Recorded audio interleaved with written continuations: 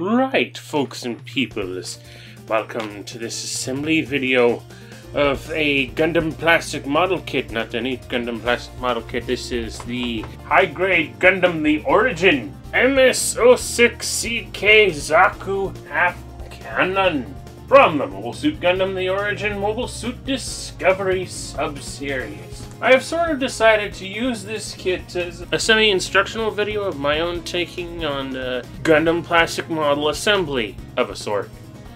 So the first thing you want to do when you get any model kit from Gundam is open the box. Fairly simple process, just take this top bit off, slide it off, set it aside, and remove the contents. Everything that you get in a box, assuming it's brand new, is going to be in one of these bags. And quite simply, all you have to do is take it and pull it open like that. And you can then remove its contents. And there you go. You have two model kit runners. These are stickers, I'm pretty sure, as if it wasn't clear by the fact that it says so right on the bottom of the sheet. I always want to make sure that everything you get in here is still secured on the runner. Don't want any loose parts just flying off or popping off or whatnot. Move each of these from their packages one by one, but we'll get to that in a moment. Because at the very bottom of every Gunpla kit box is going to be a set of assembly instructions. Actually, these aren't so much the assembly instructions as much as a translation sheet for assembly instructions that happen to come in 6 different languages to help you understand exactly what you're supposed to do when you're building these things. Of course, the actual assembly instructions are here right at the bottom. Now, most modern Gunpla kits built after a certain point are going to be at least bilingual, so that you'll always get them with half Japanese instructions and then some semblance of an American translation. English translation, you should say. And you open it up. At the beginning of each manual, that being this page right here, you'll see a parts list, like all the runners that you should be getting in this kit. For example, you have the A1 runner, A2, B1, D1, D2, E1, F, I, J, PC, and stickers, of course. And as you can see, there's actually going to be some parts in this kit that have X's over them. That's for parts that you're not actually going to use during the assembly of this kit. Or at least not according to the instructions. We might use them for something later on. Of course, once you've cleared up your workspace, the first thing you want to do now is to get your instructions all set out and ready, so that you can have something to quickly look through and follow, so that you know how to assemble this thing. Because, face it, you're not putting this together blind. No, unless you assembled one of these before, in which case, why are you looking to this video for instructions? Now, for a first-time assembly, you're probably not going to have many tools available to actually do a lot of the construction process required for this. But I can tell you that there are some easy alternatives that you can find at home. For example, toenail clippers or nail clippers of some kind. Honestly, I wouldn't recommend these kind. Like if you have the side cutter clip style clippers, I would use those instead. But these are relatively workable within their own sense of the word. It would still be probably a best idea to at least invest in some very cheap store brand side clippers if you can. Like these are kind of a thick blade set of clipper, and the ones that I have are actually in pretty ratty condition, very wobbly. Not something that I would use for precise cuts. No, for good precise cuts, you want to invest in some very good professional nippers. These are Gundam Planet side clippers. They'll come in a package that looks something like this. Designed with precision, function, and comfort in mind. We'll get into a couple other things that you might want to invest in for this in a moment. But first, let's actually go over our instructions. The first set of instructions, as we go through them right here, is to have a start with the body, which asks us to have the various sets of parts as marked in the actual pictures of the instruction clipped out and assembled as thus. And this assembly right here is asking for A2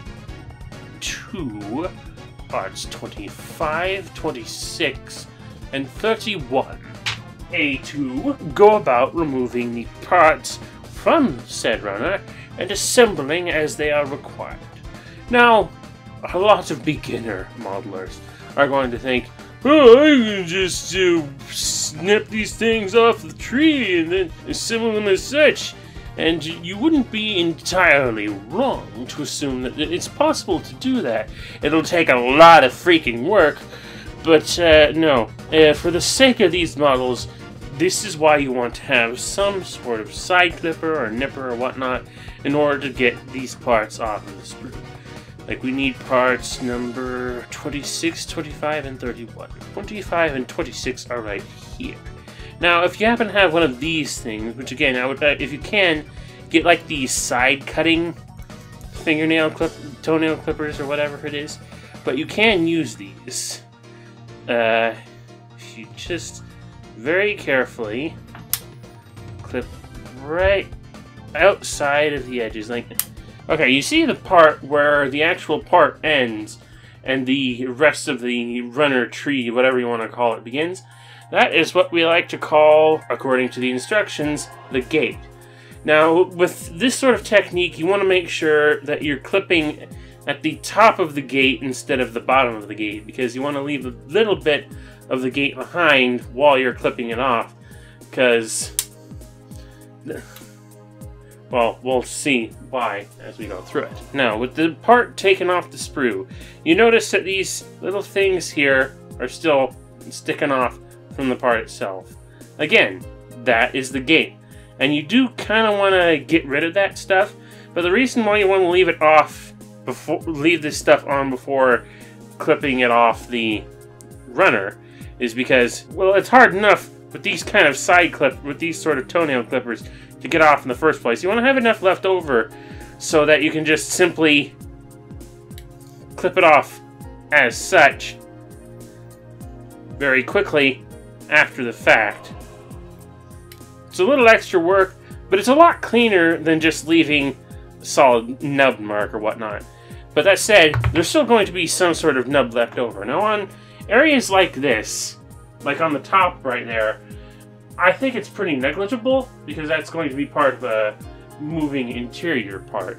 But here on the outside, there's going to be what we like to call a nub mark. Now, there are various ways to deal with that. If you don't happen to have side clippers, or maybe one of these X-Acto hobby knives to sort of very quickly and carefully shave that off, that'll bring down the nub a little bit, although you can probably still sort of see it there. It's going to be fairly negligible. A simple and quick alternative would be to use these sanding sticks to sort of shave it down just a little bit at a time without gouging into the plastic too much, because you don't want to have too many gouged out parts in the plastic. That's going to look pretty nasty. Just sort of very quickly sort of get that edge cleared off like that. And that's a little bit cleaner, although maybe not great. What I am going to recommend that you probably invest in regardless, like if you want to do something professional, is get one of these multi-sided nail grinding, sanding, buffing things. Because then you can sort of, like, not only can you do the same sort of thing to the part, you can also use the smoothing sides of these things to sort of get that part, you know, cleaned up so that not only is that little nub mark shaved away, it's all smoothed over and you can't really feel it nearly as much anymore. So probably invest in one of these. Actually, several of these. You're probably going to need more than one of them. Especially if you do as much modeling as I do. Of course, if you actually have invested in side clippers or side nippers or whatnot, the whole process is going to be a little bit easier. You can sort of move in from the side and very quickly snip, snip, snip. And it's off like that. If you happen to have a set of really good quality nippers like the Gundam Planet type that I have here, you can even cut off gates a lot easier without really having to worry about it as much, and with a lot more precision, leaving less of a nub mark behind. You can even sort of use them to clean up existing nub marks, although I'd be careful with that if I were you. It's also a lot easier to gouge things if you're not careful knowing which end is the bladed end or whatnot. And still, I'd recommend using the file and the buffer to sort of get that thing smoothed down as cleanly as possible. If this process seems more than a little bit tedious to you, well, I can tell you one thing, it is. And it's not going to get any less tedious by ignoring it, so we're probably going to have to speed this up a bit. Prepare to fast forward! Preparing to fast forward. Fast forward! Fast forwarding, sir.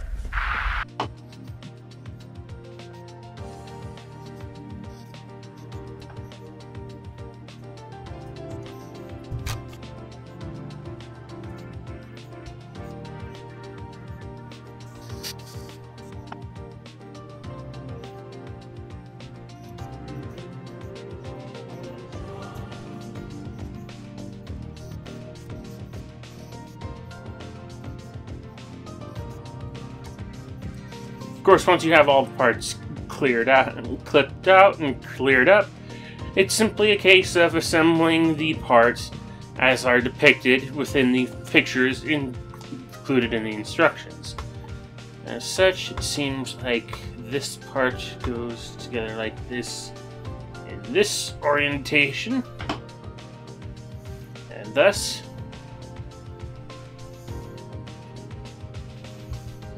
sort of like Lego instructions, in a sense. These go into any specific orientation? I suppose not. We'll just clip them together like that until they click into place. Goes together like so. This part goes together like so. And there you have it. The first part of the first set of instructions assembled like that. And then you just continue on following each picture and but actually we do have something to look at in this next part of the instructions. It says here, choose either type C5 or J to assemble. Now the J-type body parts come from the B1 number 5. But if you want to use the C5 parts, you use B1 part 17, which means one of these two parts is going to get left behind in the assembly process, so we have to make a decision for what we're going to clip out before we proceed on to the next instruction. Either way, we're going to have to bring out the B sprue for this one. Let's see, this is part 17 and this is part 5, so we have to make a choice. You know what? I'm going to go with the C5 type.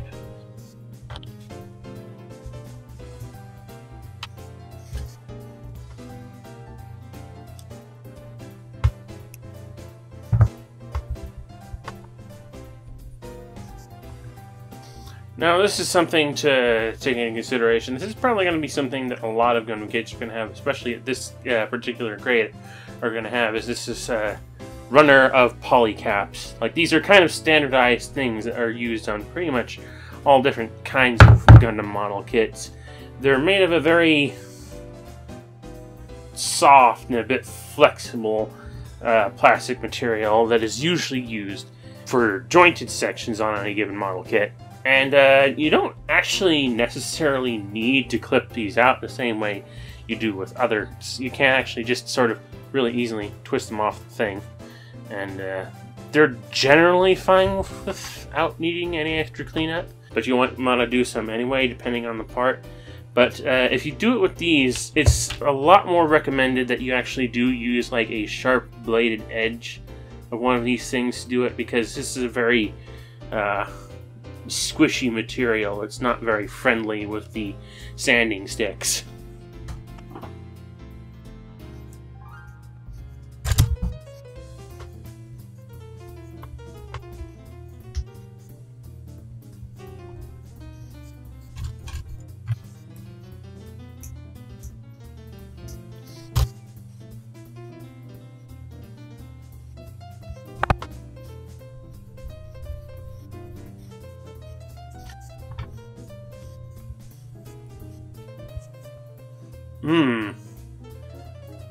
Another choice. Again, you have to select one part for the Type J and another part for the Type C5. Since I've already started with the C5 parts for the main part of the torso, might as well keep up the theme going here. Buckle up back there, we're going into hyperactive.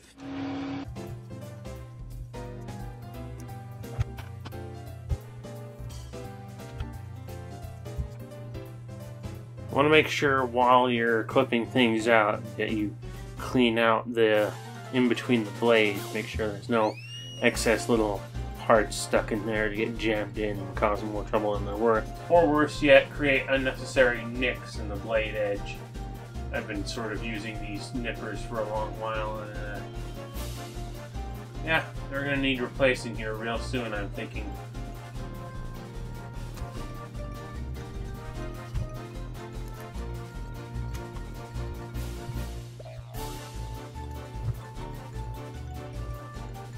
Almost got that in the wrong orientation. We're getting somewhere.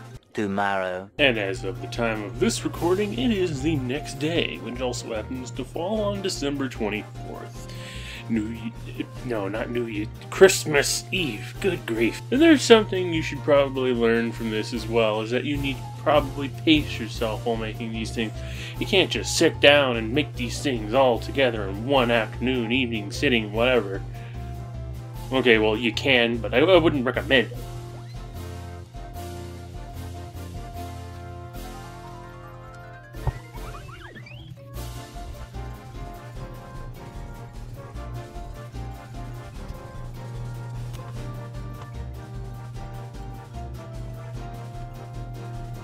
Okay, we've got ourselves a bit of intrigue again.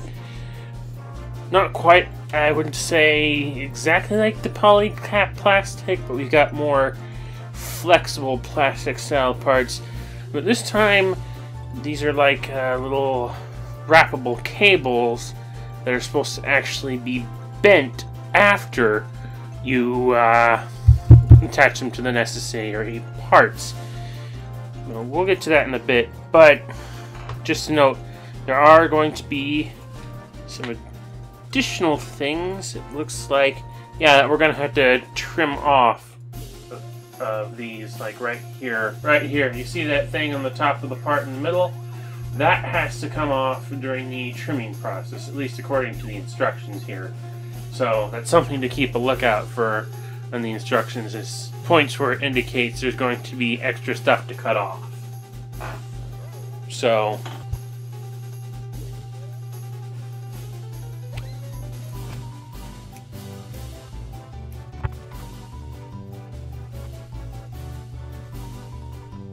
okay, what we have here is a bit of a parts fitting issue. It's not good.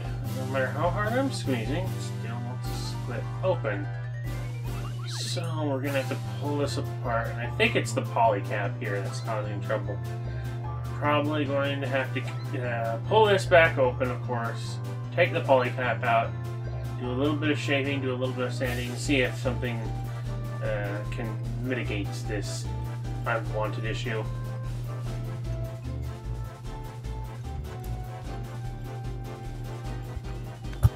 Yeah, this one polycap seems to be a little cattywampus. So we're going to need to shave it down a bit. And again, because we're doing a polycap with that really squishy rubber, trying to sand it down with the regular sanding stick method is not going to be very productive, I don't think. Got a pretty good grit, maybe it'll do. Yeah, that's kind of smoothed down, not really. I'd have to just slip it in another orientation. It would be a lot easier if this wasn't in the way.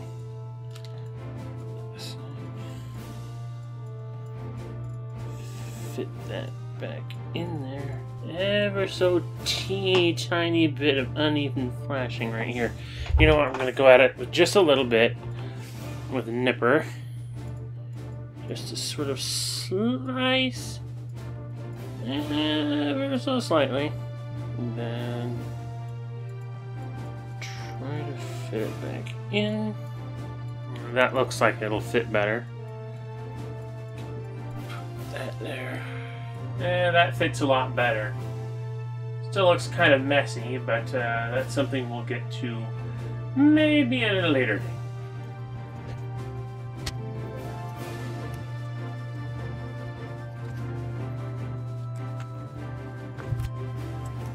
Alright, you see there's little sort of cutout segments, like right here and here, about where you're actually supposed to do the folding of the parts. You just carefully bend at that point, and at that point,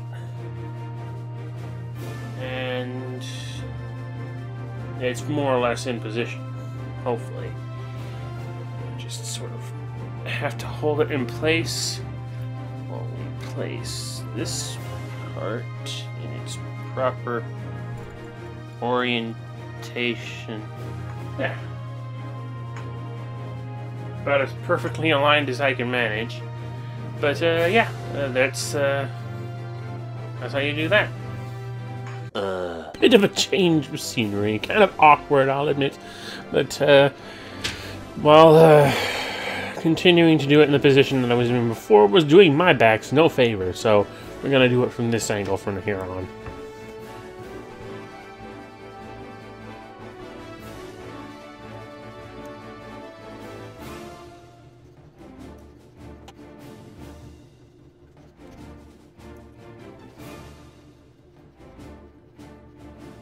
Actually, before completing assembly of this part, I'm probably going to disassemble it later for reasons, but we're going to go over sticker placement.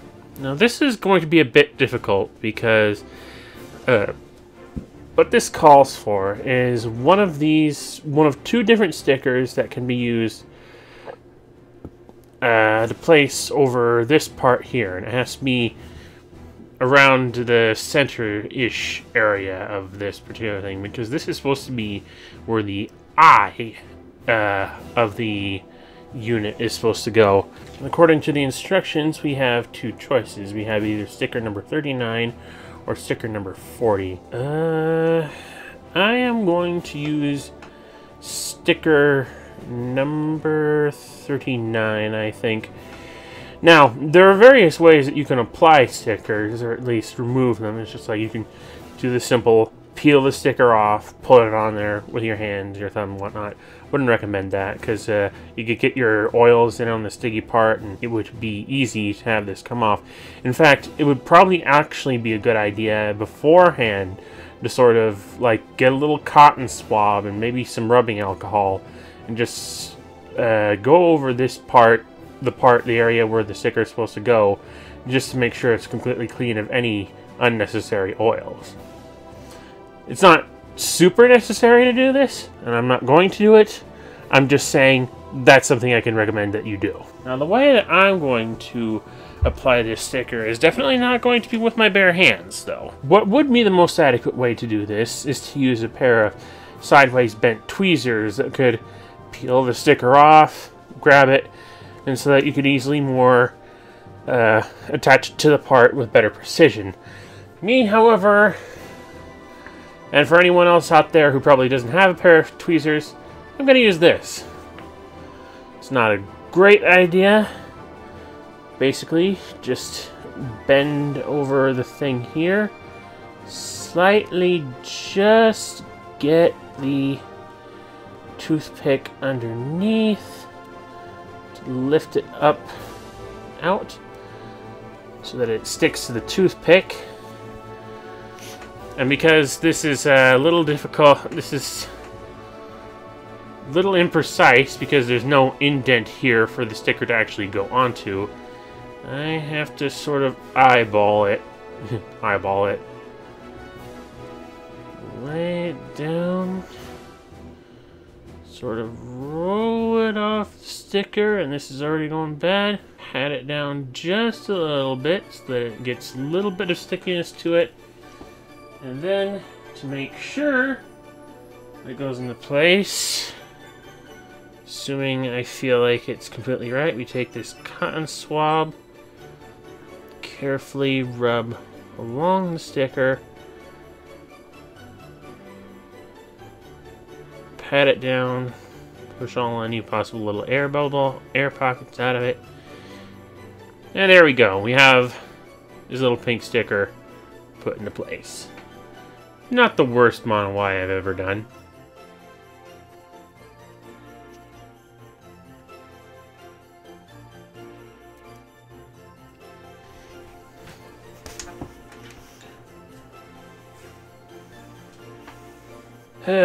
Of all the cursed luck.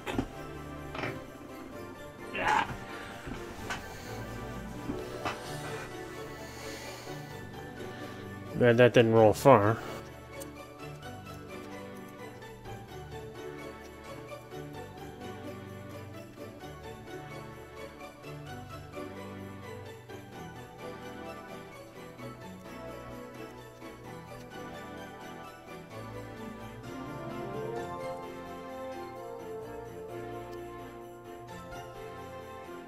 Day 3. And now, as of this recording, I can say Merry Christmas Day as we continue.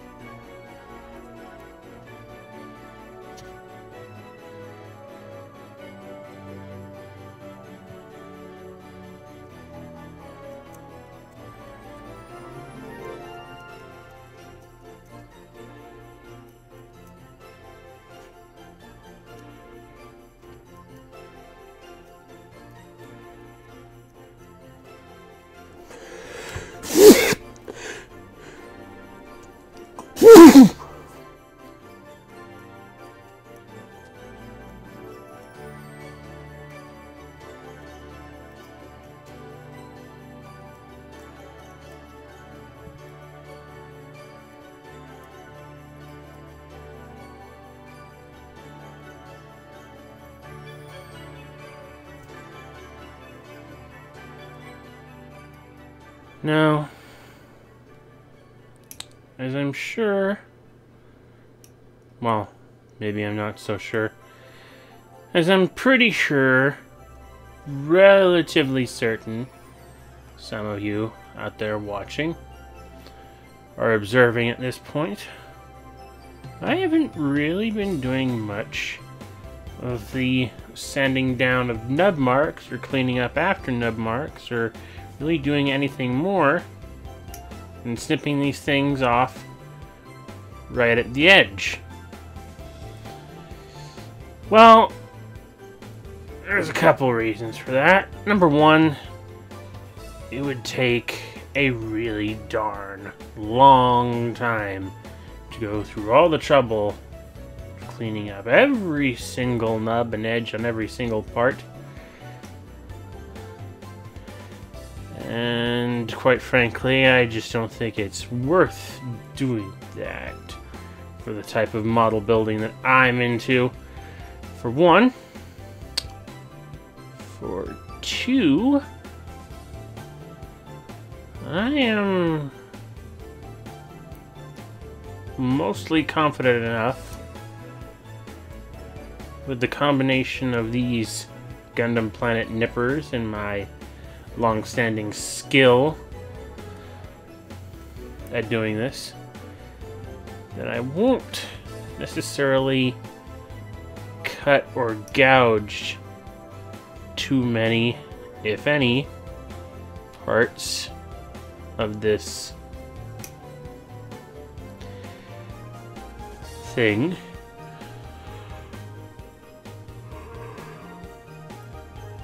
To really worry too much about that. Now, there might be the occasional little nub mark that's a little obtrusive, but again, these Gundam Planet nippers are pretty darn good quality, even though they've got a little nick in the blade. And so long as I know where that nick is and I can work around it,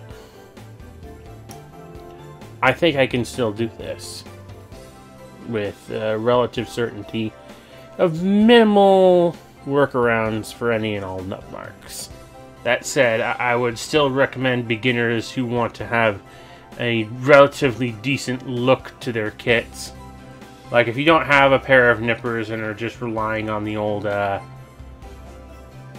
nail clippers for this sort of procedure, you do want to start at the top end of the gate and then work your way down. Because with household clippers, they're not really meant for nipping plastic. This kind of thing is not what they're intended for, and again, if you're doing it with the sort of clippers I was demonstrating with before, it's very imprecise, so you want to be extremely careful with your cuts. So you want to do enough to get the thing off the gate, off the plate, but not enough so that you're right down to the edge. If you do that, you're going to cause yourself some trouble, I am relatively certain. At least in the long run.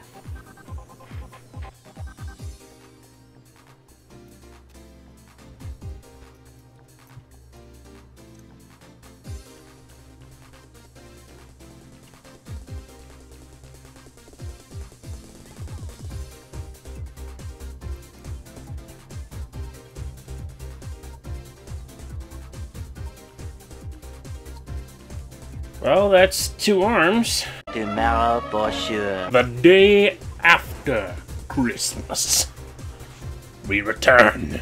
Ludicrous speed! Go!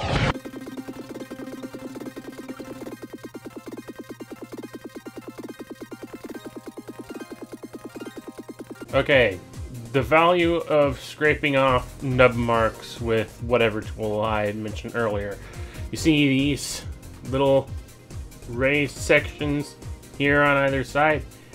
Those are kind of an impedance, and they look a little bit, well, a lot of bit ugly. You know, if I thought to shave them down before putting this piece together, this probably wouldn't look as bad and probably wouldn't take so much time to try and rectify. So give me a second while I try to get this apart again.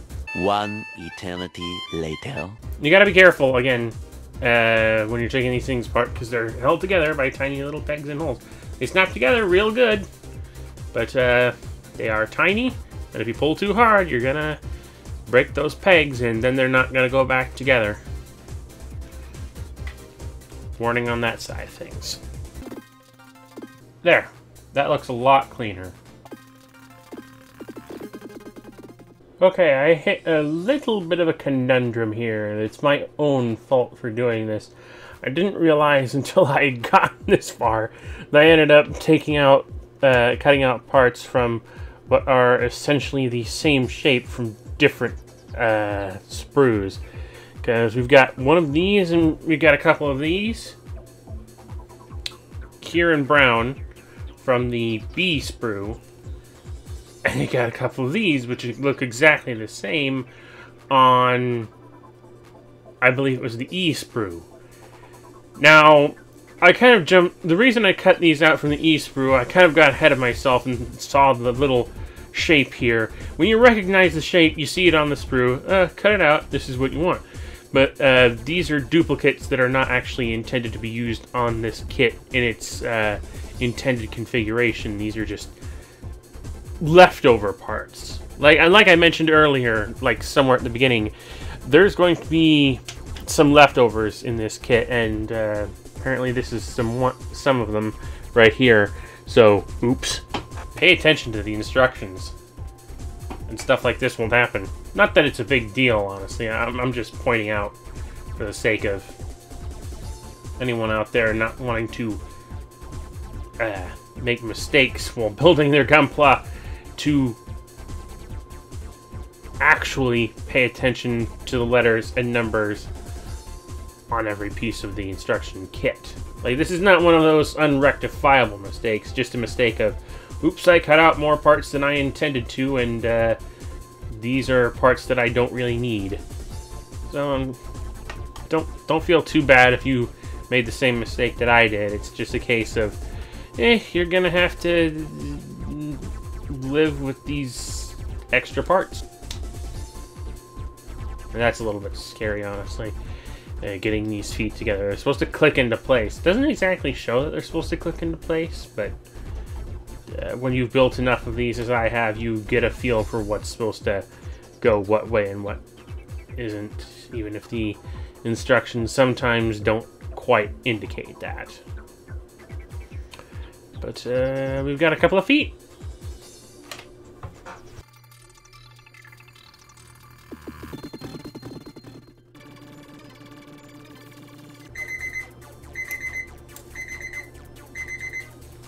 Hang on a second. 20 minutes later. Okay, I'm back. And a little word on Grand's biscuits. I know why you don't like them, Vic, but I'm not going to eat them. I mean, they're not great, but they're not the worst thing I've ever had, so...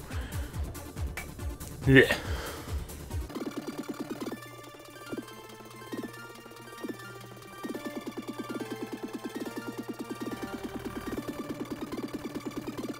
Now we come to a part in the instructions that requires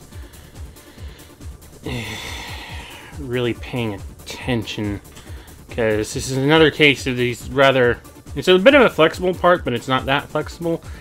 There's a little detail here in this part of the instructions. It's going to be easy to miss. I'm not sure how super relevant it is, but you have to make sure that everything is aligned just properly, and insert it like that and turn it down like that. Then we take the... Is this the piece I dropped? Not paying attention here. Yeah, it looks like it. Okay. When we fit that together,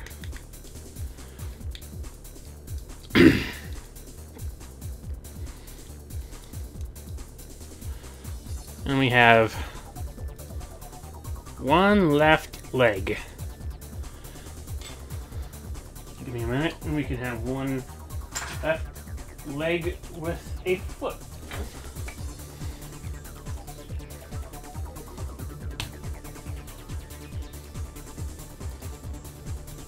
Left leg with foot. Okay, I will admit that there is definitely a value to remembering to actually follow the order of directions and instructions. However, in this one case, it can easily be rectified because this part does move into a position where I can access where the part that does go where it needs to go is intended for. So that's alright. Once again, put a foot on it, and we have ourselves two whole legs, which means we are essentially at the part in the instructions where full body construction. Okay, for the record, I clipped this part off the sprue off screen ahead of time while I was sort of test fitting everything, but generally this is just another part to be clipped off the thing, so don't think that this just came out of nowhere. We have that arm, that leg, this goes in the middle, this part here, and this part here, other arm, and of course the head. Let's just get this all put together. Okay, a little bit of an oopsie here, again, easily rectifiable.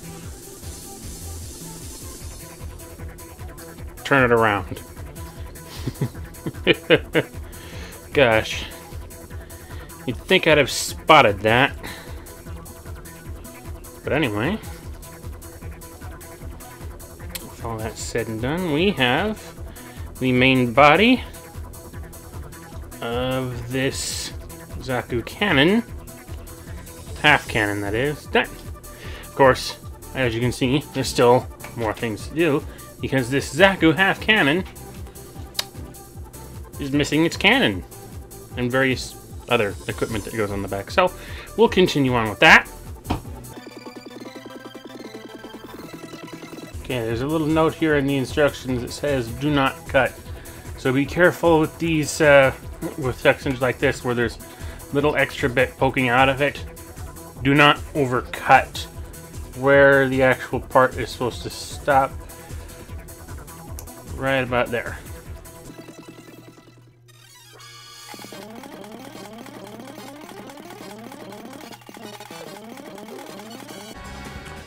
Right, so we're basically at the part where we have all of these guns complete that we can now mount onto the back of this thing proper. But there are a couple of different configurations. We can either have one gun and the one side gun and one Gatling gun, or two guns and the big cannon thing. Now, honestly, you could just... I think this thing is going to be good enough that you can trade out either one. Vice versa, it doesn't matter too deeply. But we're going to start with this one, with the cannon. Okay, it looks like this part is supposed to go on the back like so. And then this plugs in there, like that. Take one of these guns and put it end of that. A bit of a tight fit, but it still works. Not too bad. And on this side it shows, okay, this, okay, that part slots in to that section there, like that. And again, because this thing is supposed to bend, bend it like this-ish, sort of. I think it's supposed to bend so that the belts actually hang down there. Or thereabouts. Yeah, that's close enough. But hey, this thing... Oh! Guess I didn't get it secure as I thought. Let me try again. So there's that configuration. Looks vaguely easy to remove. Like, everything's on polycaps. Polycaps usually are pretty good about disassembly process. So we could potentially... Oh, that rotates back like that. That's good. Gets that out of the way. Pop that off. And just leave it off if we want to. Same thing with this Gatling gun. It's like not permanent being in this position. I don't think. A little difficult. Oh. Well, what's the thing? Let's unplug it down there first. Okay. This square part wasn't supposed to come off with the rest of it. Okay. I put that back on. Although that mounts on a polycap too, so that can easily come off. Don't worry about it too much. And then we got this cannon that can go on in its place. Same deal, just slot it into the polycap that's in there, and it angles back and forth in the same way. There's just a couple more parts to cover, actually. Okay, all it seems to amount to is the two variations of the handheld weapon. Okay, this is the Heat Hawk with the peg on the side. It just plugs in to one of these ports, and so that it looks like it's stored. Then we have this one, which is supposed to be its active mode, which goes into the hand. And that's basically the finished product once it's completely assembled. Like I said, there's going to be leftover parts and option parts and whatnot that are going to be laying around. There are things you can do with those. I prefer to just put them into a little storage bag. But this is about as much as I think is worth covering for right now. So, I guess with that all said and done, if you've stuck through to the end of this, congratulations, you have gained nothing. I don't think. And, well, we'll see you next time. So, RCFS and out.